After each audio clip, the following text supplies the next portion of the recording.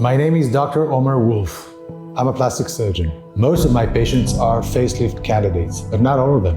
In my clinic, the most reactive skin usually comes from barrier exhaustion. Too many activities, too many treatments, too much stress on the skin. When the barrier is tired, even mild products feel aggressive. What impressed me the most about Telosin Y Pro devices is the engineering.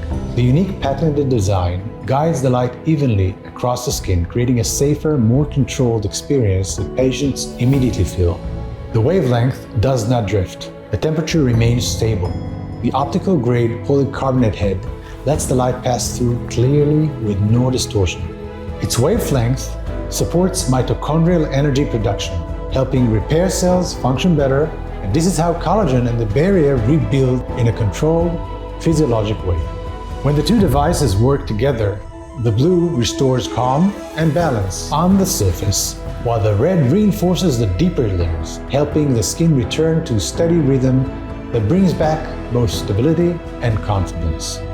Telosin Y Pro FDA-cleared devices meet the standards I expect from medical-grade instruments, and that's why I trust it.